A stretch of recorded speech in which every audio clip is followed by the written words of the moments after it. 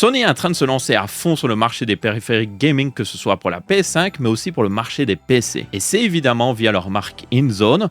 Dans cette vidéo qui est sponsorisée par Sony, un grand merci à eux, je vous propose de découvrir certains de ces périphériques et en particulier leur nouveau InZone H9 Mark II, qui est selon moi le meilleur micro-casque gaming sur le marché. Parlons justement de ce InZone H9 II. Comme le nom l'indique, c'est la deuxième version du H9, qui est ici d'ailleurs. La première version était pas mal, mais avec quelques défauts. Le micro, par exemple, était bon pour communiquer, mais sans plus. Il était toujours aussi accroché au casque et dépassé de celui-ci, comme vous pouvez voir, juste voilà, vous aviez toujours un micro visible, ce qui, dans certains cas, n'était pas le plus beau visuellement. Et ce casque aussi était léger, mais restait quand même assez volumineux quand il était sur la tête de quelqu'un, comme vous pouvez voir ici.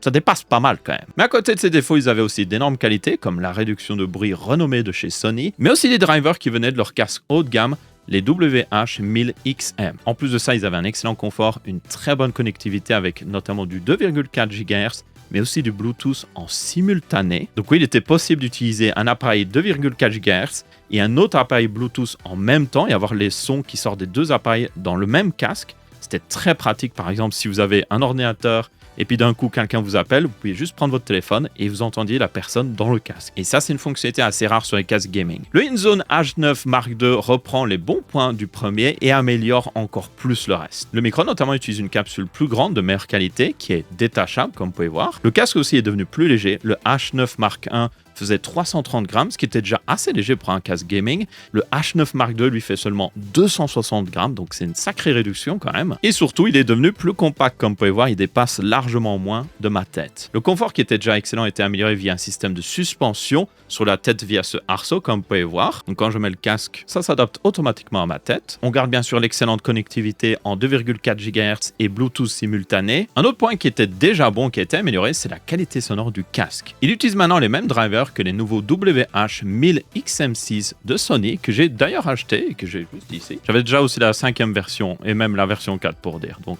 oui, je suis très fan de ces casques-là. Je pense que ça se voit assez bien et je les ai tous payés moi-même. Donc ici, ce InZone H9 Mark II me permet d'avoir la même qualité sonore que mon casque préféré, mais dans un format beaucoup plus orienté gaming. Les coussinets aussi sont légèrement différents. Ceux-ci sont plus faits pour le confort à long terme, surtout dans une pièce où il fait assez chaud, par exemple quand vous êtes en train de jouer à des jeux vidéo, comparé aux coussinets du XM6 qui sont plus adaptés à vraiment full réduction de bruit. On essaie de couper un maximum de son, même si des fois oui ça encapsule pas mal l'oreille, donc ça fait pas mal chauffer. Donc ça peut contribuer aussi à une petite différence de son. Mais on verra un petit peu l'application après qui permet de sans problème faire des réglages au niveau son pour justement récupérer le son qu'on veut. Mais d'abord j'aimerais parler de la réduction de bruit qui est juste excellente. Évidemment, Sony utilise ici la même réduction de bruit qu'on a dans les XM6. Donc ça nous donne une réduction de bruit qui est déjà naturelle et qui est très très bonne à enlever n'importe quel bruit d'arrière-plan. Surtout si c'est un bruit assez sourd, comme par exemple les ventilateurs d'un PC. Et du coup, forcément, avec une telle réduction de bruit, ça rend ce casque le meilleur sur le marché si vous êtes intéressé par la réduction de bruit. Il n'y a juste aucune marque qui arrive à égaler Sony ici. Et encore une fois, cette réduction de bruit est très pratique sur un casque gaming pour enlever le bruit d'un PC, pour enlever les bruits ambiants. Si quelqu'un est en train de faire du bruit et que vous voulez vraiment vous concentrer sur un jeu, vous activez ça et c'est fini, vous n'entendez plus rien. Et ce, juste en pressant le bouton de réduction de bruit. Et si vous le pressez encore une fois, ça vous permet de passer en mode transparence. Donc là, vous pouvez entendre tout ce qui se passe. Donc si quelqu'un vient pendant que vous êtes en train de jouer pour vous parler, vous pouvez juste appuyer sur le bouton et là, vous pouvez l'entendre comme si vous n'aviez pas le casque sur vos oreilles. Et dès que cette personne part, vous pouvez rappuyer sur le bouton et hop, vous pouvez vous remettre à fond sur le jeu. Et ça utilise les micros qui sont sur le casque, qui sont normalement utilisés pour justement calculer la réduction de bruit. Et cette réduction de bruit, pour moi, rend impossible de repasser à un casque normal gaming qui n'en utilise pas. C'est juste tellement pratique. Tant que je parle de bouton, d'ailleurs, je vous propose de faire un petit tour physique rapide du casque. Vous avez évidemment le bouton de contrôle de réduction de bruit sur le côté gauche avec le port de chargement USB type C, le port jack du micro détachable, le port jack du casque, parce que oui, vous pouvez aussi l'utiliser en jack et même activer la réduction de bruit si vous le voulez. Il y a aussi une molette qui permet de régler le volume du casque à la volée et finalement un bouton pour mute le micro. Et ça, c'était seulement le côté gauche. Maintenant, on passe du côté droit. Vous avez le bouton pour allumer ou éteindre le casque, un bouton pour allumer ou appairer le Bluetooth et enfin deux boutons de contrôle du volume des deux sources jeu et chat. Parce que oui, dans Windows, vous pouvez séparer le jeu et le chat. Donc comme ça, vous pouvez mettre Discord sur le chat et le jeu sur jeu.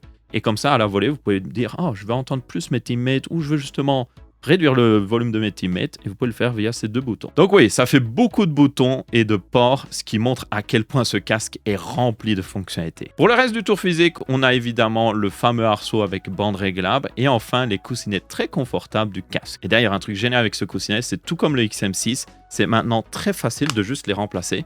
Vous tirez dessus, vous avez accès directement au driver pour le nettoyer peut-être, mais surtout changer ces coussinets ou utiliser d'autres coussinets peut-être si vous voulez un confort différent, peut-être plus épais ou autre chose, c'est tout à fait possible. Donc ça, c'est un système vraiment génial. Et c'est facile à remettre aussi, comme vous pouvez voir, maintenant c'est bon. Et maintenant je vous propose de parler du logiciel InZone Hub de Sony qui est toujours excellent. Sony l'avait lancé avec le H9 à sa sortie et directement ils avaient selon moi l'un des meilleurs logiciels de contrôle de périphériques sur le marché, ce qui est quand même assez abusé. Genre première version de logiciel, meilleure que la plupart des constructeurs. Et il est toujours aussi bon avec la possibilité par exemple de faire différents profils pour tous vos périphériques Sony InZone, avec même la possibilité de changer de profil automatiquement quand vous lancez certains jeux. C'est justement ici, vous pouvez ajouter, dire hey, pour ma souris, je veux que ça utilise le profil 2, pour mon casque, le profil par défaut, et hop, je peux sélectionner l'application ici et dire ah voilà, quand je lance Valorant, je veux ce profil-là parce que j'ai réglé le son selon Valorant pour mieux entendre les bruits de pas ou autre chose. Bon, moi je joue pas à Valorant donc je vais juste supprimer. Et pour ce InZone H9.2, on a évidemment pas mal de paramètres en rapport avec le son,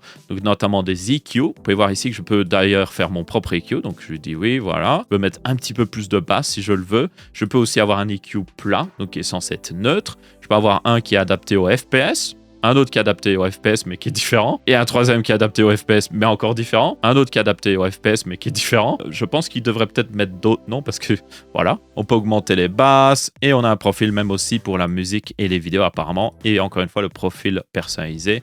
Et puis le profil plat. On a aussi les réglages de la réduction de bruit, donc là c'est désactivé, je peux mettre le son ambiant. Et là d'un coup je m'entends, ça fait assez bizarre.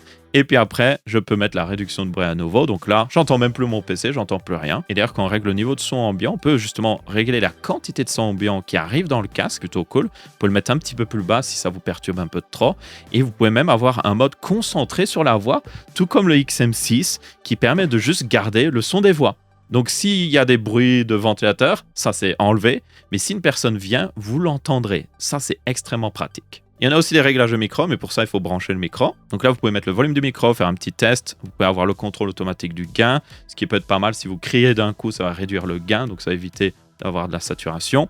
Et vous avez aussi le réglage de sidetone. Le sidetone en fait ça renvoie directement le son du micro dans le casque, pour que vous puissiez vous entendre, parce que quand vous mettez la réduction de bruit, vous n'entendez plus rien, y compris votre voix. Et ça envoie le son directement au casque aussi, donc pas via le sans fil, donc il n'y a aucun délai, donc vous n'allez pas entendre votre voix avec un petit peu de délai derrière, non, c'est instantané.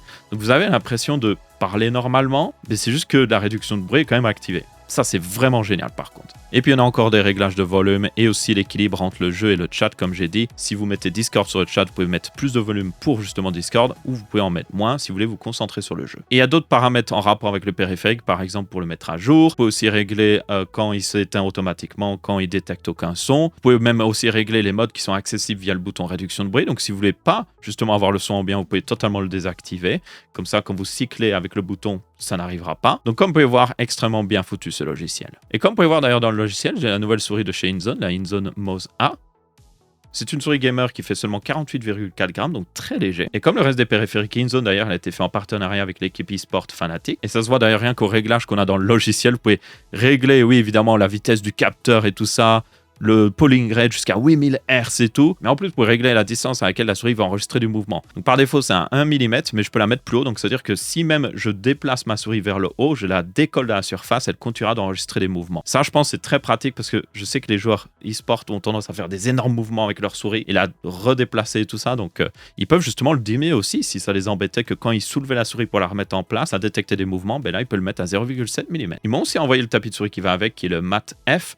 Ils ont également d'autres périphériques, y compris un clavier, des écouteurs et d'autres casques plus abordables. Comme vous pouvez voir, Sony prend très au sérieux le gaming sur PC via InZone et ça fait plaisir. Et j'en reviens au InZone H9 Mark II avec un petit test de micro. Comme j'ai dit, il a été amélioré, donc j'ai envie de voir la différence avec le InZone H9 Mark I. Et vous allez voir, la qualité est juste bien meilleure. Donc pour ce petit test, je vais juste lire ce qu'il y a à l'arrière de la boîte. Donc là, on est sur le InZone H9 Mark II. Structure à glissière verrouillable pour régler la longueur du bandeau.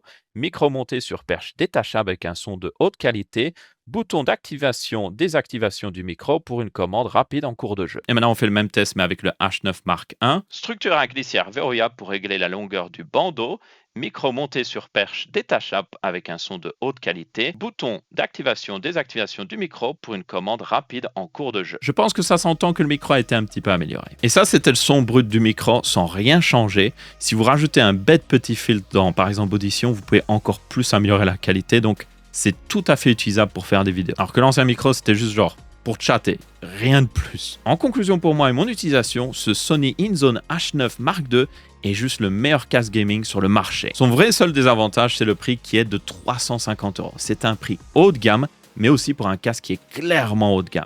Mais si la réduction de bruit est particulièrement importante pour vous, c'est juste la meilleure option sur le marché à l'heure actuelle. N'hésitez donc pas à découvrir justement les périphériques de chez InZone ainsi que le H9 Mark II en suivant le lien dans la description. J'espère que vous avez bien apprécié cette vidéo. Merci à Sony de l'avoir sponsorisé et on se retrouvera pour une prochaine. Ciao, ciao.